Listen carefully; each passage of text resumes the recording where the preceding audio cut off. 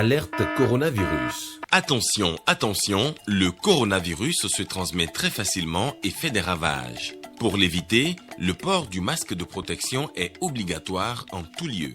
Dans l'administration publique ou privée, dans les réunions, les rencontres, dans les marchés, les magasins, les boutiques et lors des déplacements, le port du masque est obligatoire. Même dans les lieux privés, dès lors que l'on n'est pas seul, le masque doit être le fidèle compagnon.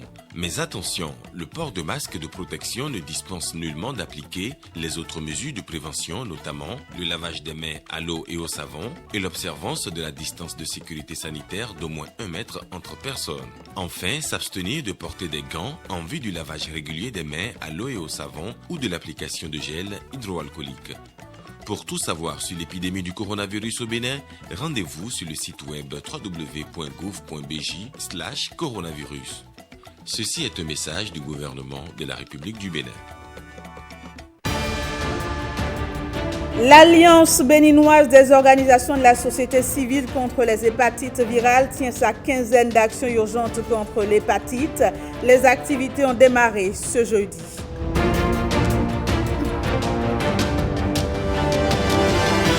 C'est parti pour la 10e édition de l'université de vacances au profit des enseignants de la maternelle et du primaire.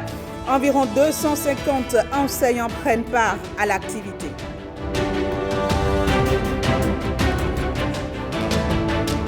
Et puis bientôt la construction d'un complexe hôtelier de la marina à Djegbadi dans la commune de Ouida. Nous vous donnerons un aperçu de ce gigantesque projet touristique du gouvernement béninois.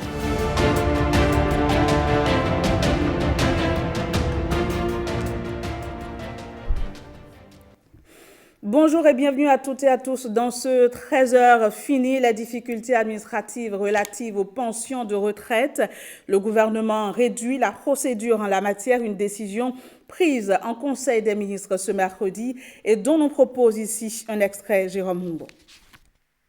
Au titre des communications, nouvelle modalité de remise de carnet de pension de retraite aux assujettis du Fonds national des retraites du Bénin, FNRB. En vue de mettre fin aux tracasseries diverses que connaissent les agents de l'État pour la jouissance de leurs droits à une pension de retraite, le gouvernement a procédé à une revue des pièces et démarches exigées par l'administration. Il apparaît en effet que la plupart des agents éprouvent des difficultés à fournir plusieurs pièces administratives qui ne sont pas toujours en leur possession. Une telle situation engendre des retards dans la remise de leur carnet de pension et, par conséquent, nuit à la liquidation à brève échéance de leur pension de retraite. Aussi, malgré les progrès accomplis depuis quelques années pour y remédier, il subsiste encore des cas d'agents qui, pour ces mêmes raisons, ne jouissent pas de leur pension de retraite. C'est pourquoi le Conseil a marqué son accord pour les nouvelles modalités de remise des carnets de pension de retraite qui instaurent une procédure plus simplifiée et favorise la liquidation automatique de la pension. Avec ce nouveau mécanisme, l'agent de l'État, dès la première échéance qui suit son admission à la retraite, peut bénéficier de sa pension sans que la production d'un dossier lui soit exigée.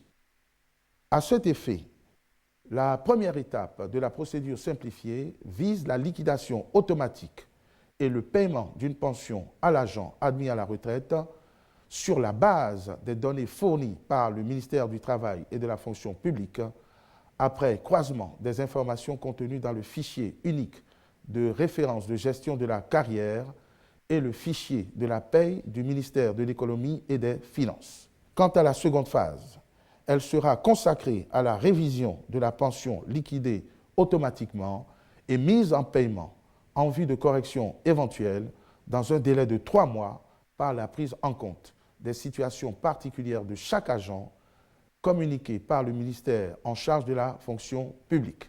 Le Conseil a instruit le ministre du Travail et de la fonction publique et le ministre de l'Économie et des Finances de prendre les dispositions nécessaires pour rendre effective cette mesure dès le mois de novembre 2020. De même, ils accompliront les diligences requises pour la liquidation et le paiement des pensions de réversion aux ayants cause qui apporteront la preuve de leur statut de veuve, veuf ou orphelins. Et parlant toujours de cette décision du gouvernement béninois, plusieurs citoyens rencontrés dans les rues de Cotonou estiment qu'il s'agit là d'une grande avancée. On les écoute au micro de Lénaïk Agbazaou et Simon Villon. C'est une très bonne décision de la part du gouvernement de la République. Nous félicitons le président Patrice Talon et son gouvernement. Bon, parce que beaucoup de fonctionnaires retraités sont passés de via trépas parce qu'ils ont fait des années avant de... Bon, ils n'ont pas pu entrer en possession de leur livret de pension.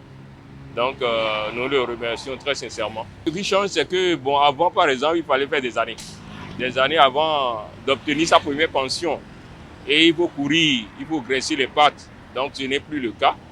Donc, les nouveaux retraités sont plus heureux. C'est salutaire, c'est une grande avancée. Donc, ça permettra à beaucoup de retraités de ne pas passer de via trépas actuellement. Mais c'est salutaire. C'est une décision salutaire. Moi, je me posais toujours la question de savoir pourquoi quelqu'un a travaillé pendant 30 ans et il faut parfois des années après pour entrer en possession de sa pension. Et il va vivre de quoi?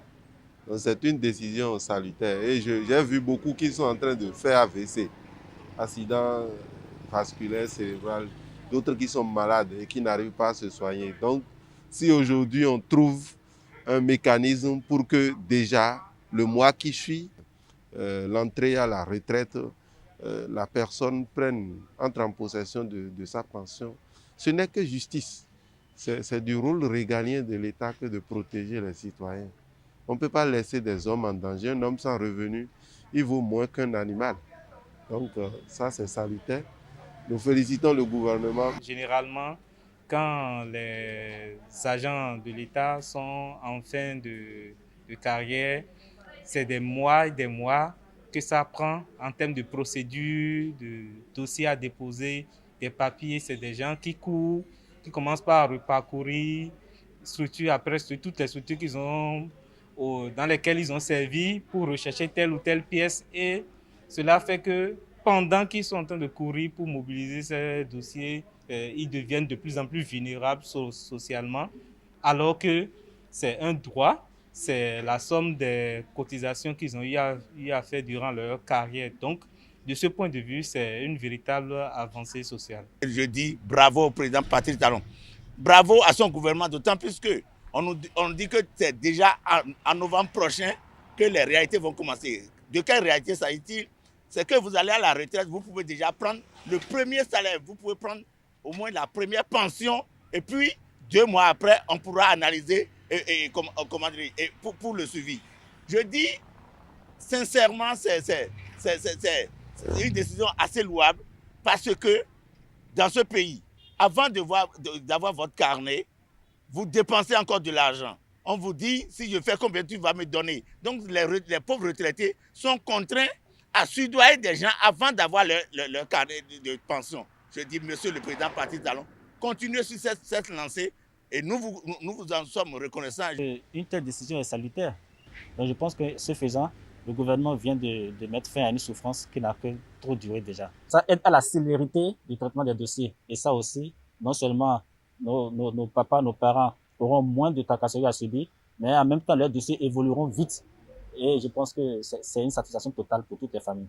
Il y a des parents, nous avons connu des cas où les gens n'ont jamais touché leur pension de retraite avant de mourir. Aujourd'hui, je dis, depuis hier, nous applaudissons. C'est ça qui permettra à nos vieux que nous devons respecter de se sentir à l'aise et de continuer à vivre longtemps pour ne pas mourir et ne pas profiter de leur retraite. C'est un gigantesque projet touristique que le gouvernement veut réaliser dans la commune de Ouida. Il s'agit du complexe hôtelier de la Marina près de la porte du non-retour à Djegbadji. Mais à quoi peut-on s'attendre? Jérôme Humboldt lève un coin de voile sur le joyau en devenir. En regard. République du Bénin, Ouida, ville historique.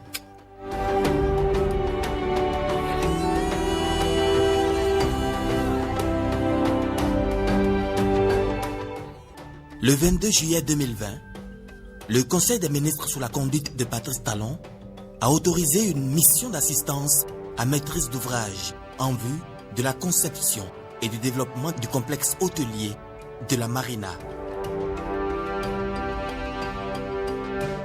près de la porte du non-retour à Djagbadji.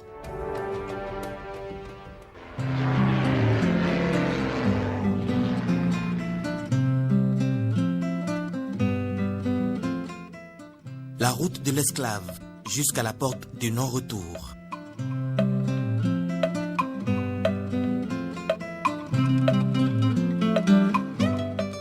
Le complexe hôtelier de la Marina, c'est aussi le mémorial, surplombé par un jardin de souvenirs, dans une verdure et une splendeur qui suscitent admiration.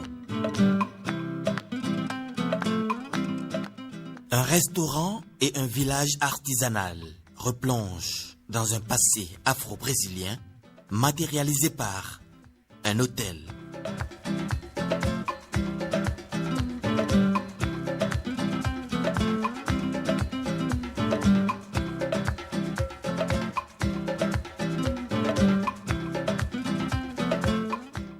Et puis, Hôtel Bénin.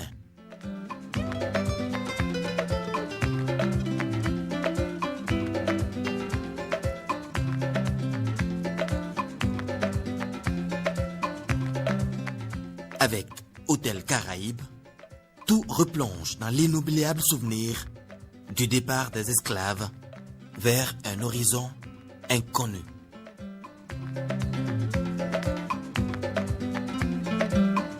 Le souvenir de ces moments forts vient définitivement révéler le Bénin au monde entier à travers l'esclavage.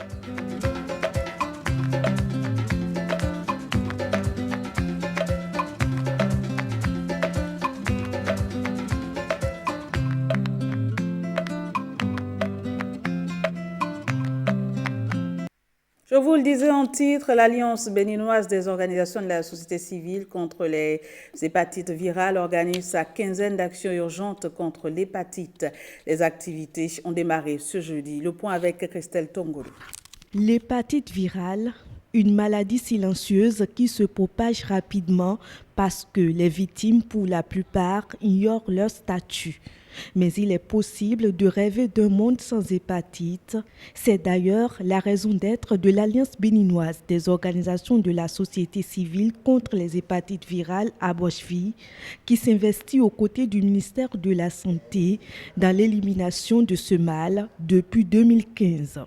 Notre pays fait partie des pays d'endémie élevée pour les hépatites virales B et C, avec des taux de prévalence respectifs qui avoisinent 9,9% pour l'hépatite B et 4,12% pour l'hépatite C. Toutes les parties prenantes de cette initiative ont souhaité cet atelier bilan dont l'objectif est de apprécier le chemin parcouru après l'organisation consécutive chaque année de la quinzaine d'actions urgentes pour l'élimination de l'hépatite, analyser la pertinence et la durabilité des différentes activités menées dans le cadre de la quinzaine, identifier les acquis, les défis à relever et les leçons apprises après 6 années de mise en œuvre. Selon les spécialistes de la santé, l'hépatite B serait 100 fois plus contagieuse que le VIH et 10 fois plus contagieuse que l'hépatite C. Elle a pour conséquence le décès prématuré de 15 à 25% des victimes. La problématique est au centre des préoccupations au cours de cet atelier bilan. Le combat contre la maladie ne peut être gagné sans la participation active des communautés que le gouvernement entend mettre au cœur de la résolution des problèmes de santé à travers la politique nationale de santé communautaire.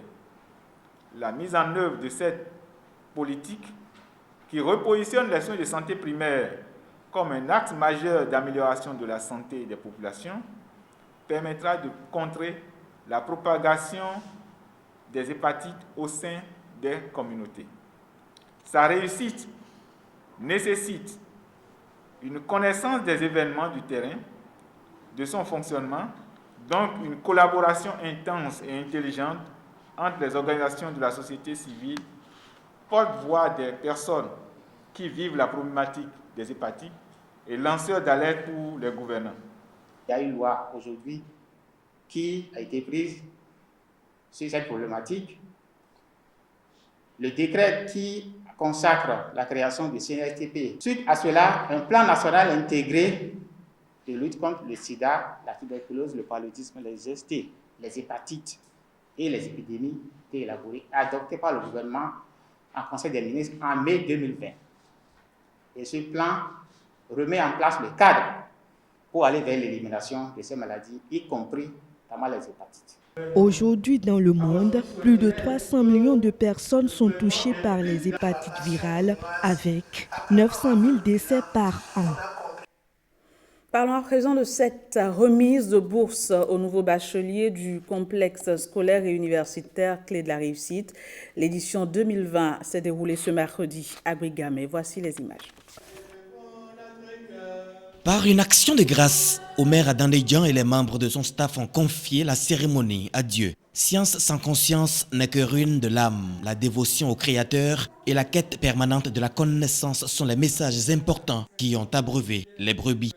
Soyez toujours téméraires, audacieux et chaque jour faisant le pas de la recherche, le pas des exercices, vous verrez que vous allez vous retrouver un jour au sommet. Que le Seigneur vous donne au cours de cette nouvelle année qui commence pour les autres qui sont encore en chemin dans cet établissement Clé de la Réussite.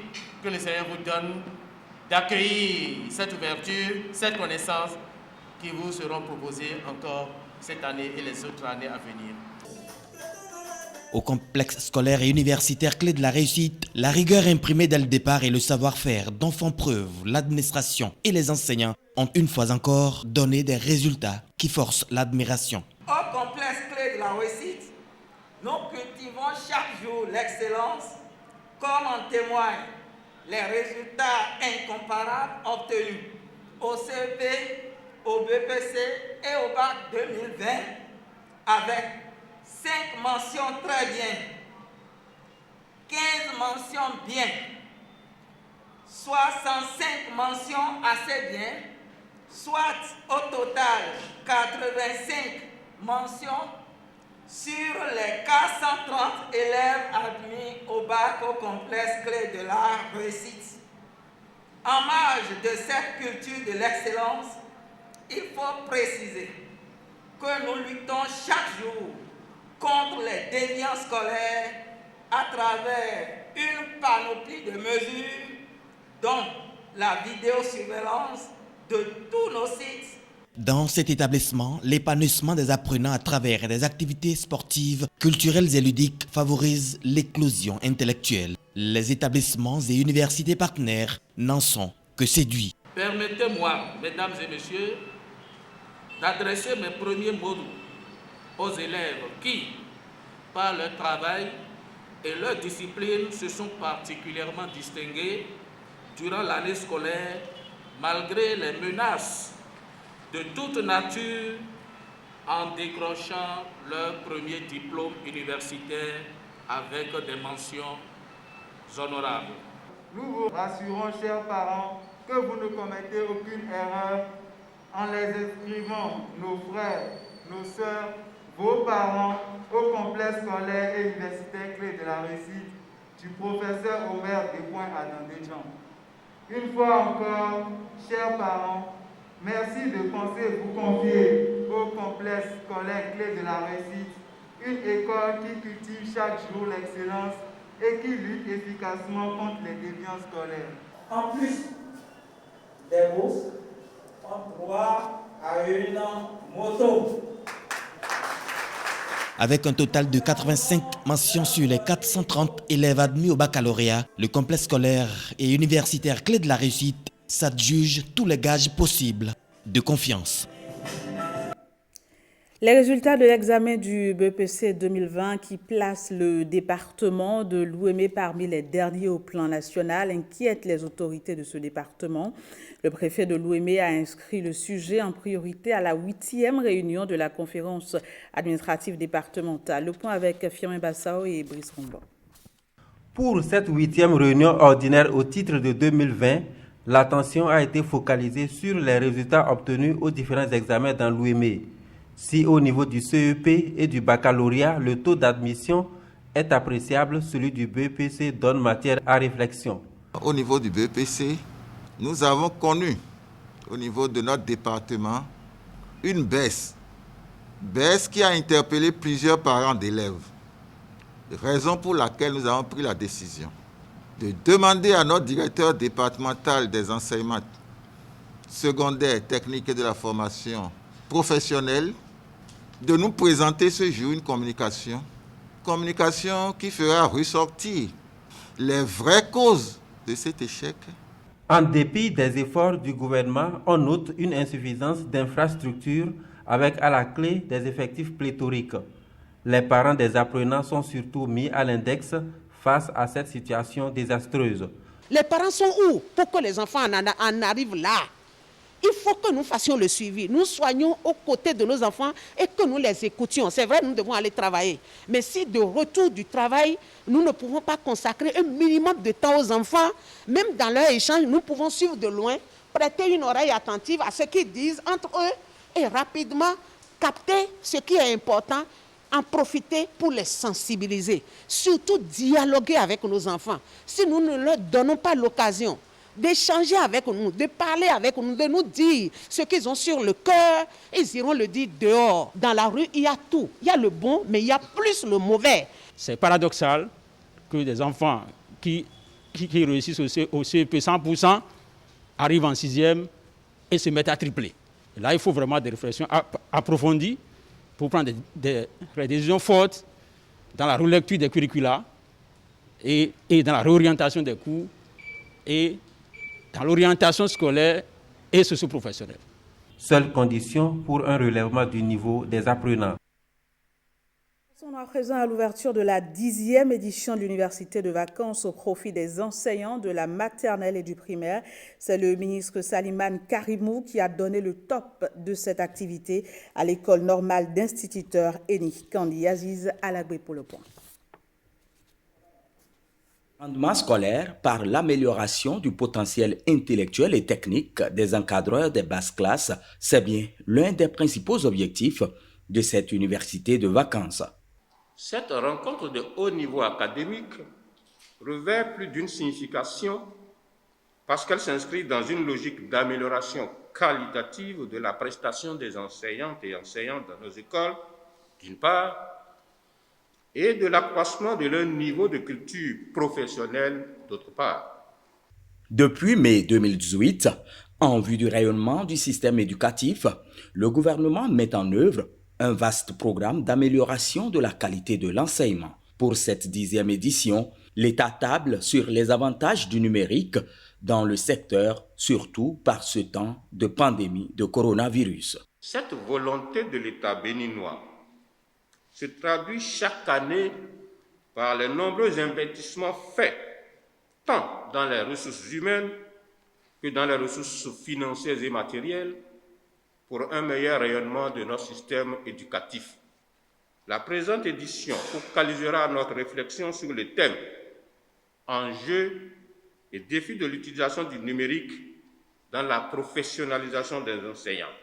C'est une aubaine et il faudra s'y concentrer, s'accordent les autorités à divers niveaux. L'université de vacances, à travers le thème de cette année, permettra non seulement de vous mettre en phase avec les technologies de l'information et de la communication, mais aussi d'actualiser vos aptitudes pédagogiques pour une meilleure conduite des apprentissages en classe.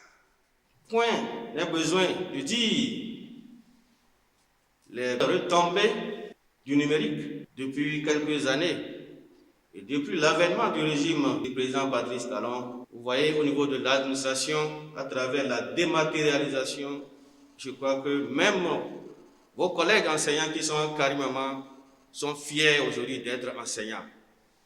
Avec les experts de l'Institut national pour la formation et la recherche en éducation INFRE, les 250 participants vont aborder plusieurs autres thématiques relatives à l'enseignement. La loi portant interdiction des sachets non biodégradables est au cœur de la 9e conférence administrative de la Liborie. Les directeurs des services déconcentrés de l'État ont échangé sur les préalables de la mise en application efficiente de la dite loi. C'était ce mercredi à la salle de conférence de l'hôpital de zone de Kandji. Voici les détails. L'indifférence des populations quant à l'usage des sachets plastiques non biodégradables dans la Liborie est chose palpable, malgré l'existence d'une loi l'interdisant depuis décembre 2017. La conférence administrative départementale prend le problème à bras-le-corps lors de sa réunion ordinaire de septembre. Les différents directeurs qui participent à la CAD sont pour nous des canaux et des communications, des voies autorisées. De ce point de vue, il peut nous aider à relayer tout au moins les points saillants de la loi et les effets néfastes de l'utilisation des sachets plastiques. Il y a eu des questions d'inquiétude qui sont normales. Il y a aussi assez d'apports par rapport à la stratégie à adopter pour cette lutte-là. À l'issue de nos échanges, nous avons retenu un certain nombre de recommandations qui feront l'objet d'un compte rendu à la hiérarchie. Au niveau du département, nous allons procéder, n'est-ce pas, à l'enregistrement des différents grossistes de ces sachets-là. Et avec la police républicaine et la direction du cas de vie, nous allons organiser des séances d'échange et d'explication, n'est-ce pas, sur cette loi, pour qu'on soit en phase avec tous les grossistes. Outre ces actions à mener en interne dans les brefs délais, la conférence administrative départementale de la Liborie fait des suggestions à l'endroit du gouvernement central pour des résultats probants. Nous suggérons que le gouvernement encourage l'installation de ces sociétés-là qui peuvent fabriquer des sachets plastiques biodégradables et subventionner par la même occasion le coût lié à l'acquisition de cette matière. Les membres de la CAD suggèrent aussi qu'au niveau de nos frontières, parce que nous faisons la Liborie fait frontière avec le grand voisin, pour que des dispositions soient prises pour maîtriser l'entrée, n'est-ce pas, de ces sachets-là dans notre département. Les dispositions préventives contre les inondations et le strict respect des gestes barrières au sein des administrations sont les autres points objets des débats. Rendons-nous à présent à Dassa où se sont réunis les chefs centres transmission des 12 départements du Bénin pour apprécier leur travail. La direction de la transmission, rappelons-le, a pour mission de relayer toutes les informations du ministère de la décentralisation et de la gouvernance locale vers les communes. C'est sans difficulté et de façon instantanée que les élus locaux des 77 communes reçoivent les ordres ou les instructions de leur ministre de tutelle, celui de la décentralisation et de la gouvernance locale, des messages vocaux codés seulement compréhensibles des initiés. À l'échéance de cette année, les chefs centres des transmissions et l'équipe de la direction des transmissions vont réfléchir à comment améliorer le service. À terme, des recommandations écrites seront formulées. Le secrétaire général du ministère de la décentralisation a souhaité un débat ouvert et participatif. Votre rôle est un capital, du moins primordial, dans l'encadrement des acteurs de vos départements pour des services de transmission fiables, rapides et discrets à l'heure des réformes entreprises par le gouvernement depuis 2016. Il vous revient de vous approprier des thèmes à développer afin de contribuer à l'amorçage de la réussite du plan de décentralisation et de déconcentration. Le personnel des services de la transmission est insuffisant, sinon vieillissant. Le matériel n'est pas vraiment à la hauteur de toutes les sollicitations. Quelques difficultés qui pourraient trouver solution au cours des 2 jours de débat.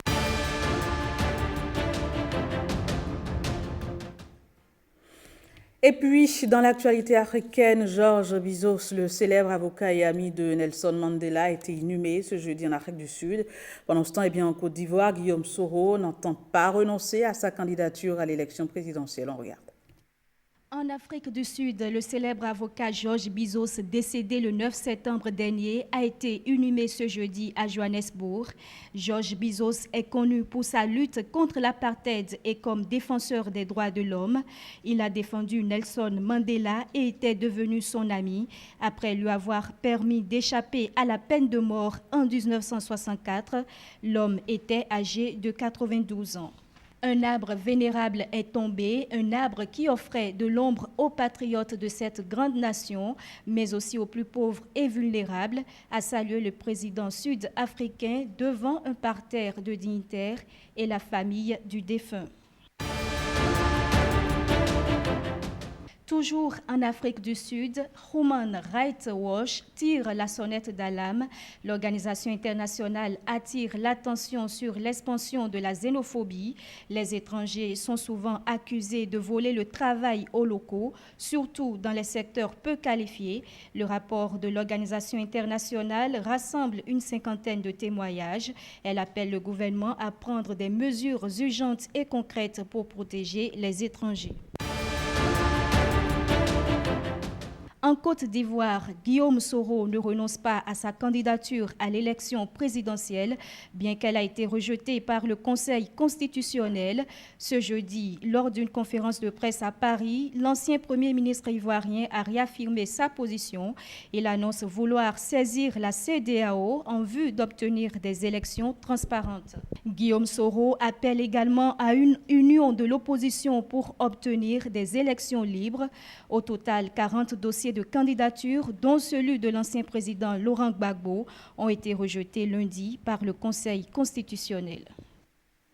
Ainsi se referme cette page de l'information sur la télévision nationale. Merci d'avoir suivi au revoir et très bel après-midi à toutes et à tous.